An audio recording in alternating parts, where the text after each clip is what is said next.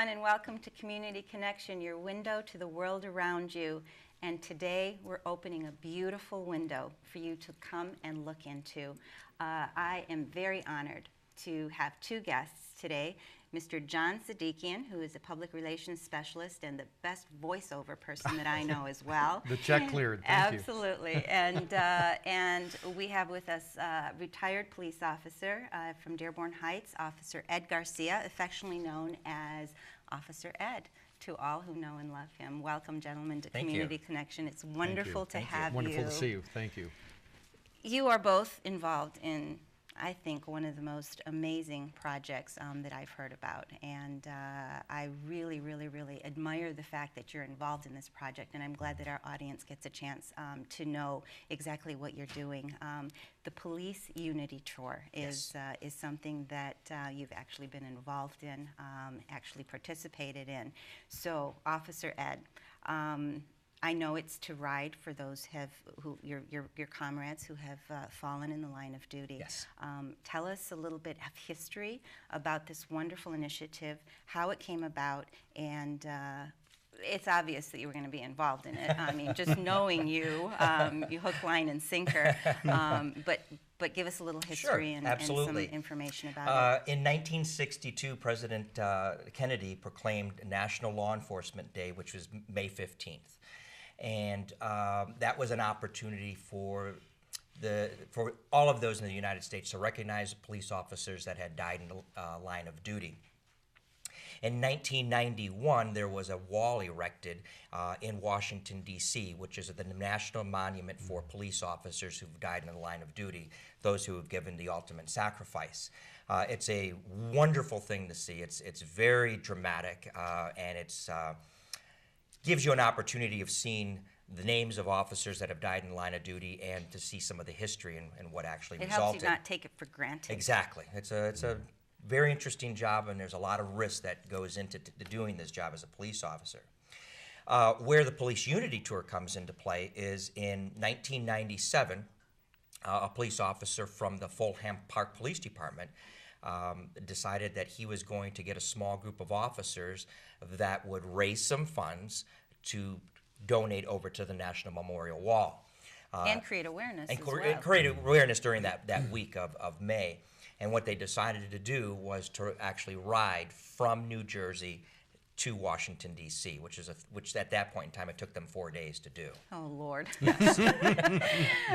45 minutes is like as much as I could do. Yeah, right. So. Right. Once that was done, then what they did was they actually created chapters. How many people were involved at that particular time at its onset? Okay. At that time, the first initial ride back in 1997, there were 18 police officers. That was the number. There was 18 police officers, and then there was a small escort that actually followed the officers so that they could travel safely from New Jersey down to Washington, D.C. And they usually, or what they did was they planned this so that they would arrive in Washington on the 14th of May for the recognition, which followed the following day, which is the Candlelight Vigil. Oh, Lord. That sounds so inspirational, for everyone to be in one place, just, recognizing those people that you said gave the ultimate sacrifice. Mm-hmm. So 18 people today we have. Wow. Well, there's a number of chapters throughout the United States. I happen to belong to the the South California chapter, which is chapter number 7. Do we have a chapter here at all? Well, there's no chapter in Michigan, but there's officers from Michigan that have joined the various chapters. Mm-hmm. Most of the chapters are East Coast through New York, New Jersey, Washington. Well, that makes sense too. I mean, in terms of on the bikes and the geographically speaking. Yes. So, and then chapter 7, which is the chapter I belong to, has the largest contingency of police officers that are fraternal order members. John, yes. What is your involvement in all of this in terms of just making him look good, huh? Well, pretty much. I mean, I made the mistake 20 years ago of giving him my phone number, and I can't get rid of it. And it was from there. Well, no, it was well from there. You both are passionate, so there's more to the story. Absolutely, there is. And in all seriousness, I've known Ed for many years, as a police officer, and back when he was doing DARE. And of course up until today, and he called and we talked about this particular event, that he was going to participate in it, and he needed help raising money as well as awareness here locally of what was going on. So I told him, I said, let's take a look at it and, see what all needs to be done. He gave me an idea of what others had done in other parts of the country in terms of publicity. So this is to raise funds for you to get on the road, right? This is to raise funds to get on the road, and then all the extra actually goes to the Goes to memorial wall. to the- Yes.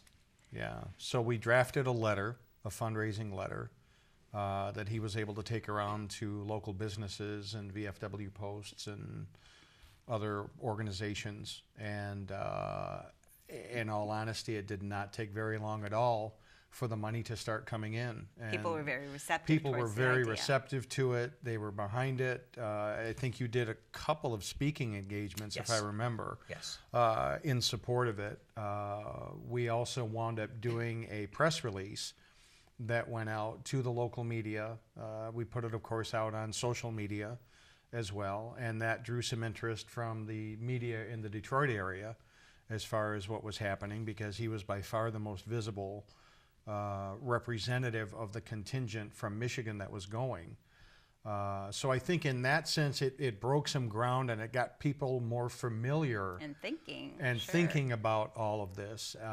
And those of you who have been to our Justice Center know that we do have a memorial right in the parking lot for fallen officers, and this is on a much larger scale. Yes. Of course. So the idea was to take that community tie with the fallen officers, And with the pull link to it. the police department, bring him into the picture with what he's doing with the Unity Tour, and expose it to a broader audience and let people know that this is indeed what's happening and this is what he's doing.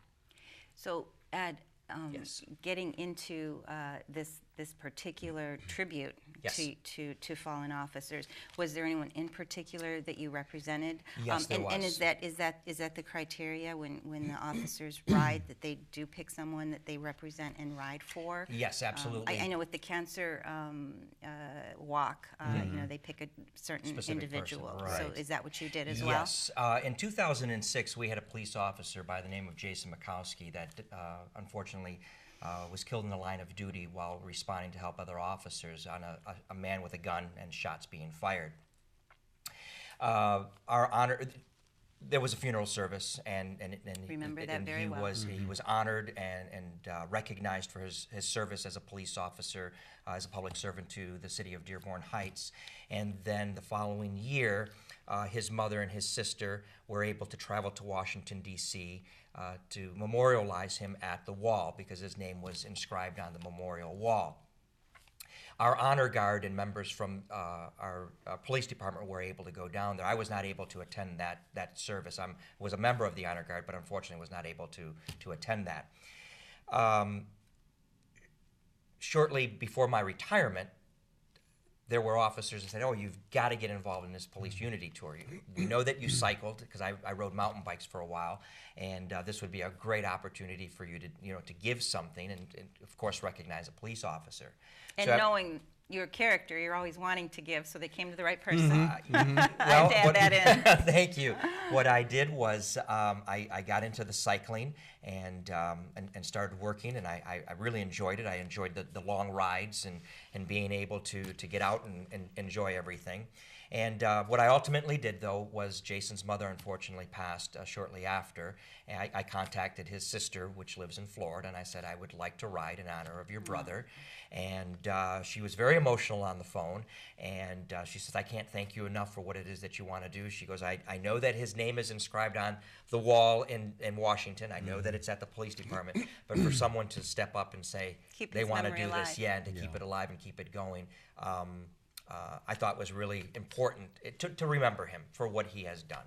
So I submitted my paperwork to California and requested to be accepted into their membership, and they took me right away, especially since I was a retired officer. They said, "We want officers, and then you being retired and wanting to do this would be fantastic." So from there, I went on and started using John, who's been just an absolute lifesaver and helping me prepare the paperwork and to get out there, and then of course with the press release, and then I contacted local businesses And some remember the incident very vividly, and some did not, but they thought that, you know, the police department is an important asset to a community, and they stood right up and said, what do we have to do? Beautiful, Yes. wonderful. So people were very engaged in wanting Yes. to contribute.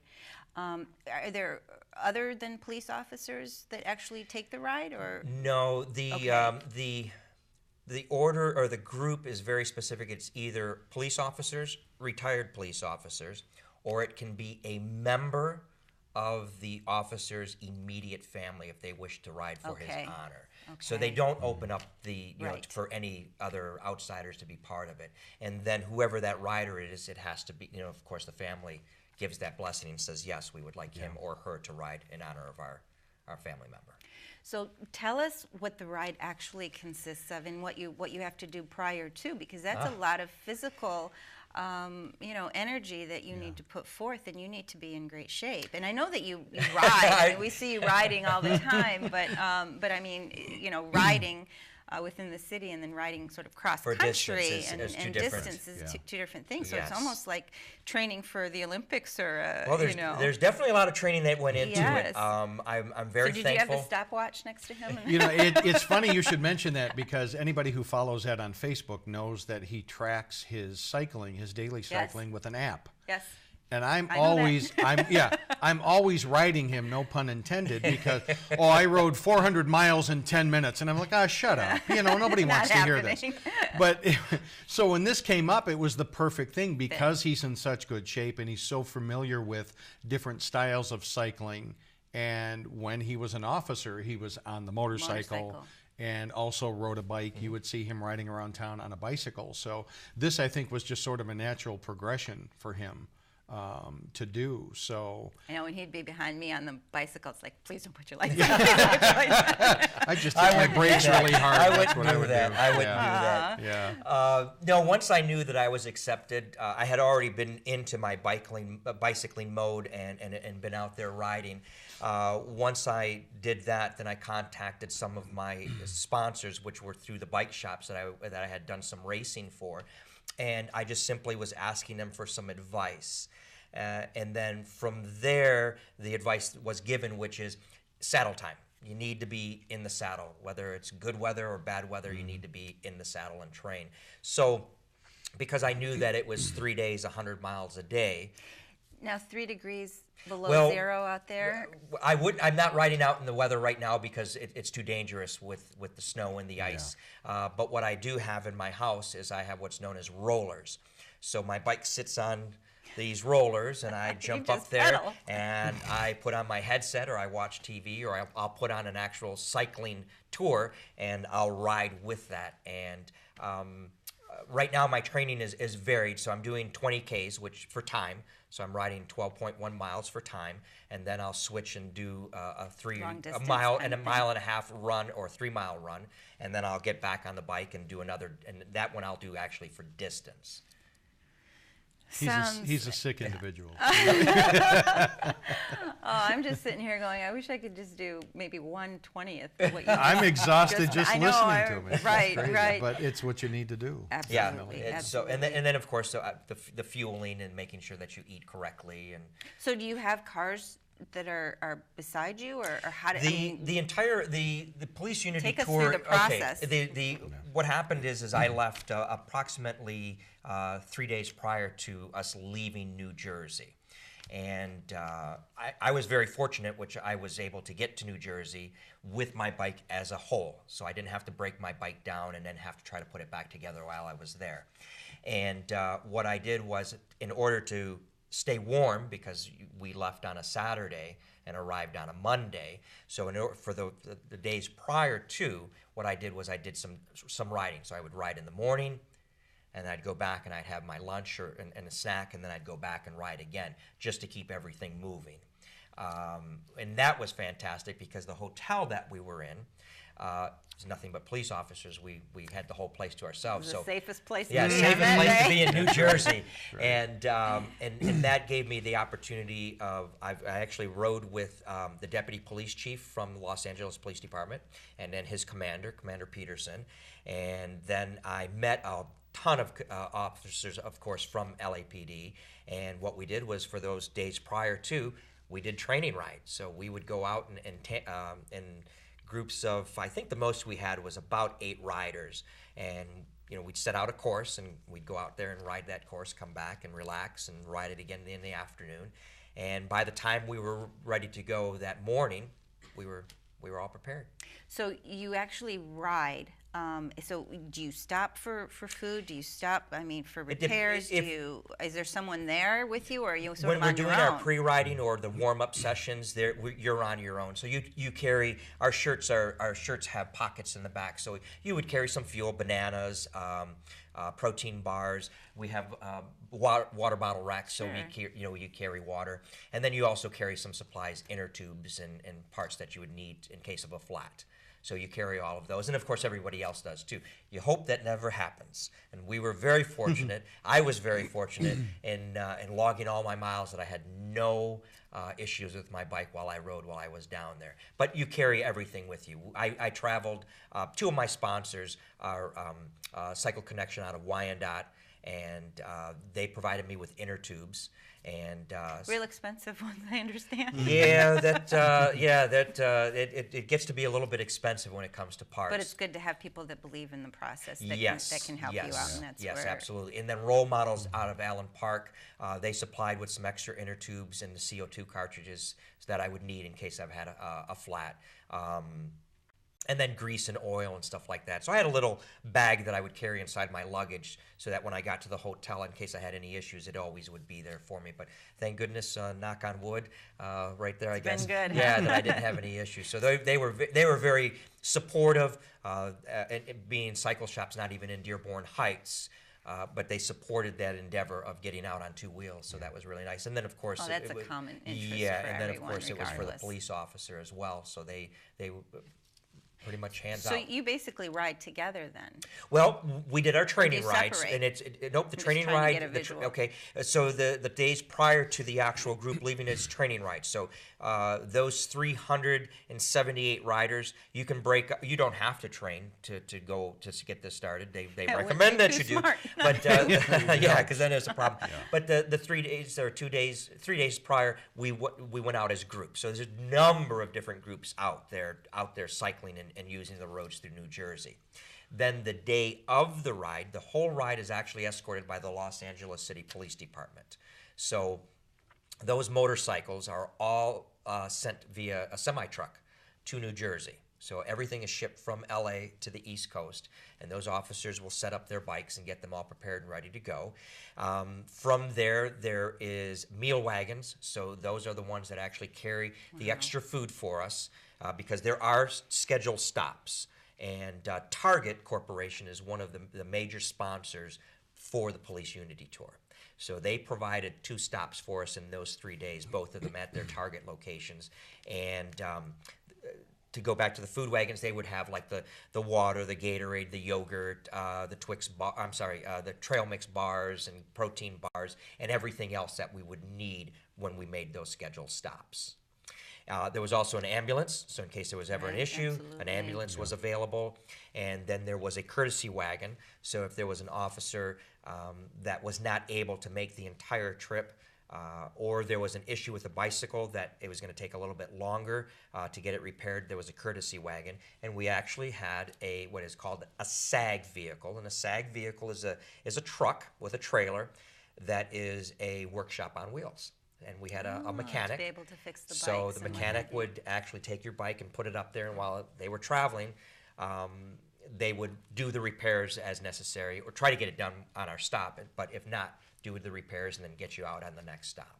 Amazing. Yeah. And it was completely escorted, so our footprint is 1 mile long. And there is no vehicle traffic that is permitted to be inside of the tour, and the only ones allowed to do escorting for us are motorcycles. And the executive board contacts the agencies as we're traveling through the different states and different cities, and what they will do is they'll close down major intersections that we may be coming into. And our average speed is between 15.5 to 16.3 miles an hour. Amazing. You know, I know that our local paper did did a story about you, Bike Cop to Ride in Memory of Fallen Comrade, and our own Bob Uncroft actually took this picture. Yes, he attended that. And He it's a wonderful picture and a wonderful article. But John, let me ask you a question. Is it? I know that people know about it here, but it's not as prevalent as it should be. For me, this kind of thing should be a common conversation on everybody's dinner table. Absolutely. So, in Los Angeles, is it more publicized over there than it is here? And do we have a lot of work to do here in trying to get awareness of these kinds of things that are happening?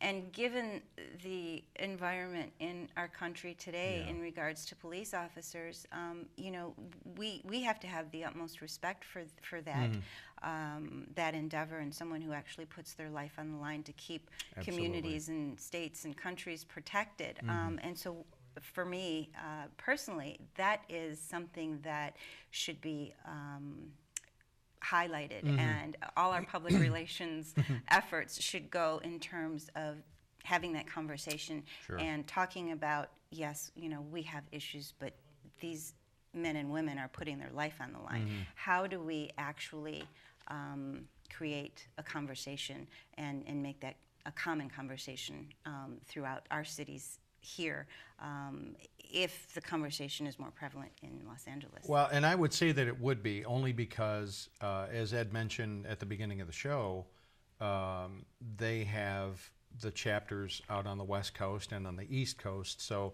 they're a bit more familiar with what's been happening. Activity is out there. Yeah, so. the activity is there, and of course on the East Coast, that's where the the route is, happening. And what have you. I think here. And I'm not making light of what he did, but because Ed is who he is, and because so many people know him, it made it easier to promote. Absolutely. And I'm trying to hold down the swelling in his head as I say that. But in all seriousness, a lot of people and a lot of generations know Ed from his days in the police department because he was so active in the community. Well, he's known as Uncle Ed to so many kids. Well, yeah, so, Uncle Ed, Officer Ed. Officer Ed, absolutely. Absolutely. Uncle Ed. So people know who he is, and they were already familiar with him. I have to say, in all honesty, before he mentioned this event to me, I didn't know really anything about it.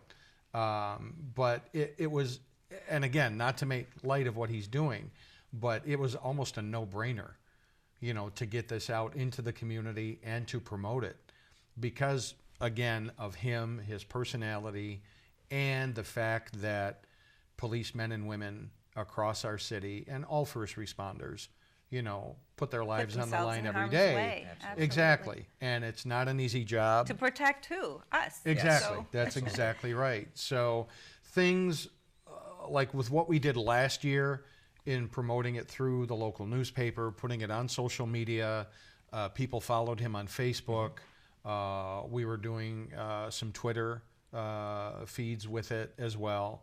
That helped. This program right now certainly helps because there are probably many people in your audience that don't know what this program is or what it's all about that might be inclined now to support it because it's on their radar, because you've brought it into the homes. And I think it's just one of those things that as it gets started, you get that groundswell of support. As you can see in that picture, we had so many people. It was a cross-section of the community, from veterans groups to other people that have other connections with the city. I mean, there was such a cross-section of people that got behind it. And that can only grow at this point. And I know you probably want to talk a little bit more about the video. Yes. But we're in the process now of putting together a video from last year's ride that includes some actual footage of Ed on the bike that will be used to promote this year's. Part of that was already shown. Yes. Part of that was intro. already shown. Yes. That's exactly right. So people have seen that already. They're a bit more familiar with it. So that sort of thing will go viral again this year and definitely help out. And then, my huge fan base will listen to my voice and they'll just throw money at him. But no, in all honesty, it's one of those things, I think, where at least this being a first effort here in Dearborn Heights, it was helped immensely because of Ed and who he is and his personality that goes with it. Ed is not afraid. He's well known within our community. He is well known, as well. and he's not afraid to go and ask people for assistance for something like this, and that makes a big difference, you know, in doing it. Have you found other officers wanting to participate with you and, at this and time, take the lead? Yeah, not really. No one through our department has brought any interest to me right now. It's a very grueling. Maybe they're not. As, yeah, it's a very it can be very it can be a very grueling ride. Yes, it's physically in shape. We had to contend with very cold mornings. We were in a very bad rainstorm that we could not stop. Science has not figured out how to do that yet. We're on a tight time schedule, so we contended with rain. Believe it or not, I had a bit of a sunburn because we had to deal with the heat too. We had to deal with the sun and with the heat, and there's a lot of training that goes to go into preparing for something like this because it's not an easy feat. But what I did find is that the police union, the police officers union from Dearborn Heights, was supportive of this. Although there was no officers that wanted to participate, the union participated by contributing. And I was really very fortunate because also my little brother, who's a police officer. Not everybody's in shape as you, so we're well, put that out there. This is true. But my brother, who's also a police officer in the city of Romulus, knew what I was doing and right away wrote off a check for their union. So although no one from there, was able to participate. What I've noticed is since I've gotten into this, and you asked the question, it's really something that's not brought to the dinner table per se in our community unless it's something that happens. That unfortunate thing that happens. Obviously, it just occurred several weeks ago in New York City. But we have the other communities, the West Coast and the East Coast, because I think it's a little bit more frequent. Officers, unfortunately, lose their life a little bit more frequently. And as we know, every 58 officers every 58 hours, I apologize, there's a police officer that will succumb to a death in the line of duty while performing this job. And they really have stepped up in providing awareness. So they do a lot on those two coasts, more than we do here. Where we do see the recognition is during the actual police week. A lot of communities will have memorial services at their police departments. There is a state service which is up at the Capitol in Lansing. And another big one that I attended last year was for a friend of mine who passed, Rodney Jones, who was a Detroit police officer, a motorman with Detroit. The St. Mary's of Greektown does a big non-denominational church service in honor of officers. Well, this is really something worthwhile, certainly, and I think many people who are passionate about this need to get involved. So, sure. John, if people wanted to get involved, if they wanted to be a sponsor, if they wanted to be a supporter, what do they do? How do they contact you, or how do they actually get involved in this? They can definitely contact myself or Ed through social media. We're both on Facebook. I'm on Twitter. I'm Is there a Instagram, certain website? Whatever. Is there anything? Right now, like what we've been using is the Facebook website. Yeah. Through myself or through John, and we'll make sure that you have my phone number, and we can list my home address, and anyone can contact me via those two sources, and I can provide them with the paperwork and the information, and they can support. That's wonderful. I think sponsors. That's the best way. I mean, you're willing to go out there and do the ride represent for us them. and Yes. do the ride. Right. So right now we can try to support you in sponsorship and just emotional support as well, which is very important. The work you're doing is amazing, and I think it's so important right now, especially in this particular time, to remind us of the sacrifices that our men and women in uniform actually give out there.